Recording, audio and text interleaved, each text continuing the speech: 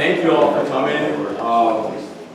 Yeah, I'm super excited to be here, and also thank you, New York Game Fest. It's been a wonderful conference, and yeah, this is cool conference, and it's a good place to kind of really express how much cool research is done in Lake Champlain also. So I'm going to be talking about a pilot project that we started in the spring of 2024, and where we tagged some Atlantic salmon smolts, and we're tracking the movements. This is the first time this is actually being conducted in Lake Champlain, so we're excited to see some preliminary results. I'd first like to thank all of my co-authors for this talk, specifically Lori Early and Kurt Heim with the U.S. Fish and Wildlife Service, Margaret Murphy, Bernie, Paige, and Kevin with the Vermont Fish and Wildlife Department, and then also my advisor, Dr. Mark Henderson, with the Vermont Fish and Wildlife Cooperative Unit. It's a really collaborative project, a lot of great scientists working together. I'm really blessed to be with just an amazing group of people, and we're doing some really good research to hopefully better manage Atlantic salmon moving forward. So, landlocked Atlantic salmon were once very abundant in Lake Champlain. However, through a bunch of anthropogenic effects like overfishing, habitat loss and degradation, and also dam constructions, they were extirpated from Lake Champlain in the 1800s. Fortunately, agencies began reintroduction efforts in the 1970s to really establish a recreational fishery so people can go out, enjoy the resource, and actually catch some salmon. Currently, there's two main agencies stocking Atlantic salmon in Lake Champlain: the U.S. Fish and Wildlife Service, and also the Vermont Fish and Wildlife Department. They stock roughly 300,000 smolts each year.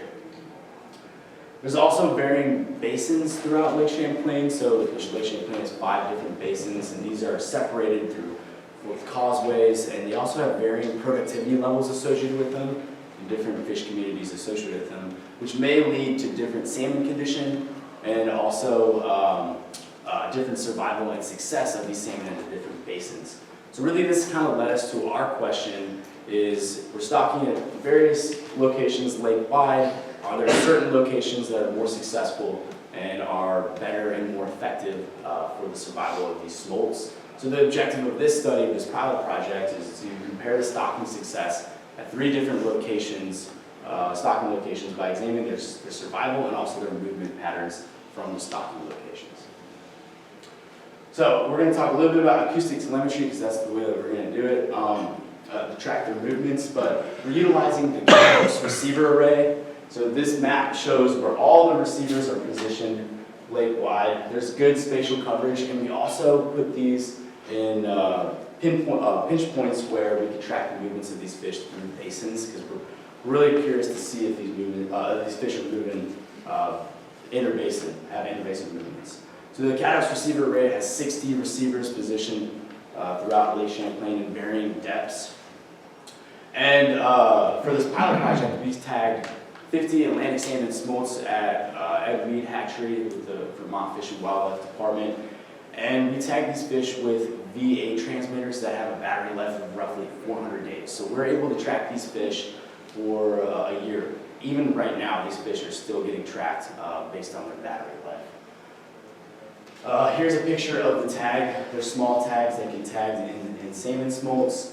And the way that acoustic telemetry works is that if a fish swims past one of the 60 receivers in the Acoustic array, it sends a unique code. That code then transmits to the receiver. The receiver stores that data, and then we go download that data each year, and that's how we're able to track the movements. In addition, we also tagged 20 control fish with tags because we were curious about the post-tag and survival. Again, this is the first time we're tagging Atlantic salmon smolts with acoustic tags. We wanted to make sure these fish are happy and healthy before we actually stocked them. So we held these fish for 30 days post-tagging, and we found 100% survival of those fish, which is exciting. All right, so now moving on to some preliminary data. Again, this is the lake with the receivers positioned lake-wide, and we're able to look at the movements of these fish using an abacus plot. So on the x-axis, we have the date, so every single day since the stocking location in late March. And then the transmitter, each individual transmitter that was actually detected post-stocking. So that's on the y-axis. Each point represents an individual detection on that day, and we broke these points color-coded by basin. So we have the Inland Sea, Main Lake, Mounts Bay, and Missisquoi Bay. We stocked at 3 different stocking locations. We have the Missisquoi River, the Lamoille River, and also the Charlotte Ferry. So we'll start and break it down for each of these detections. For the Missisquoi River, we were able to detect 14 out of the 15 salmon that we stocked there. Some Missisquoi River fish were stocked up here in the river, within the river. And what we really want to point out is that we saw very low detections for these fish. So we stocked these in March. We saw a few detections post-stocking, and then they kind of disappeared from our array.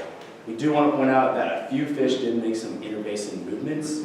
So they moved from the Missisquoi Bay down to the Inland Sea, so there was a little bit of interbasin movements of these fish.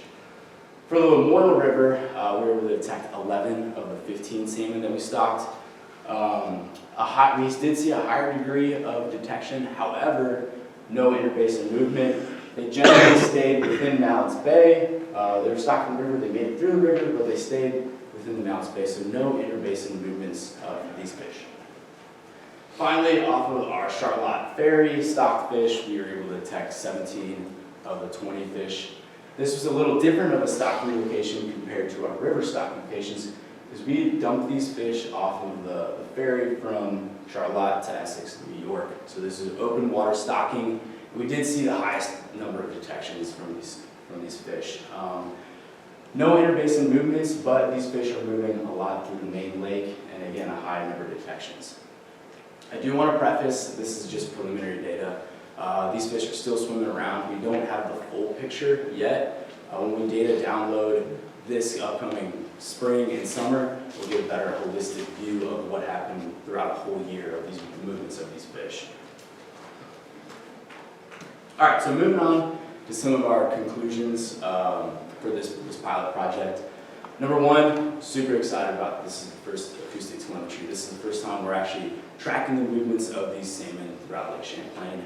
Again, utilizing the CADOS receiver array, which is a really valuable resource, and we're excited to see the addition of where these salmon move.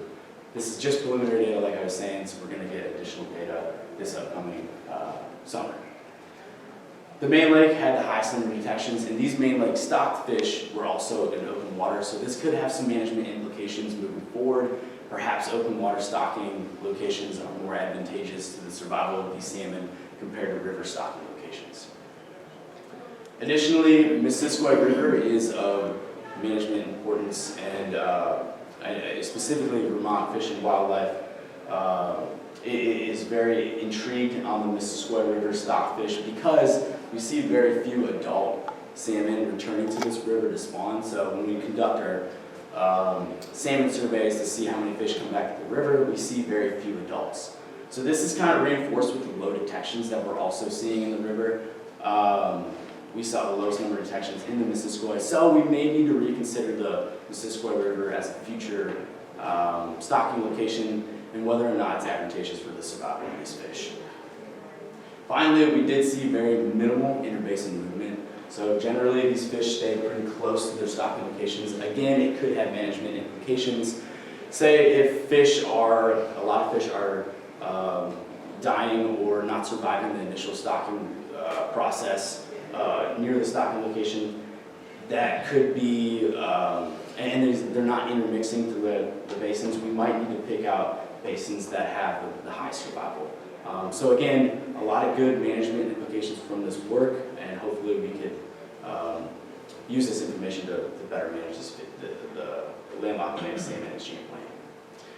So I also want to talk about some future research. So again, this is a pilot project, but we got a lot of additional research for acoustic telemetry with these fish. In the fall of 2024, we were able to tag 30 lake age 0 Atlantic salmon. We tagged 15 in Whalen Bay, so we caught these fish using electrofishing, tagged them with V13s, and these tags have a battery life of around 750 days.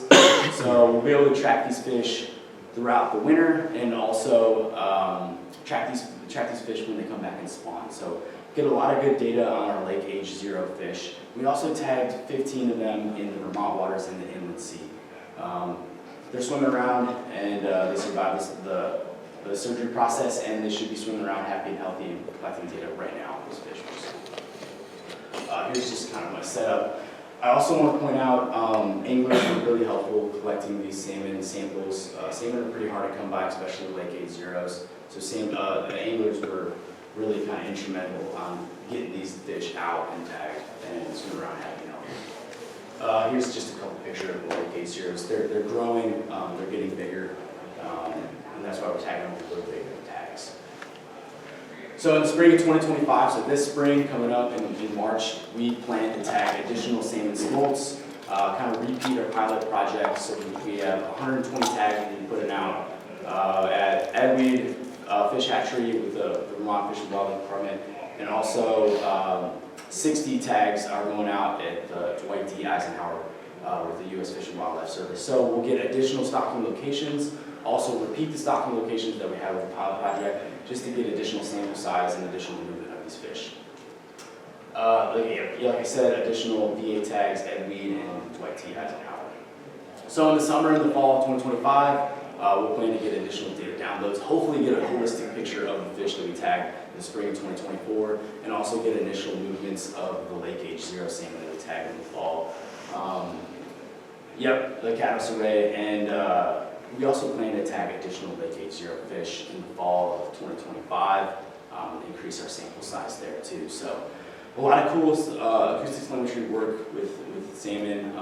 Again, this is really hopefully going to help us better manage the fish, and a lot of the anglers really love and are really interested in this resource. So really excited about this work, and I do want to thank all my collaborators again. A lot of people that really helped with this research and helped us get this project done. So thank you again, and I do want to thank everybody for being here and listening to some salmon research. So appreciate it, and I'll take some questions.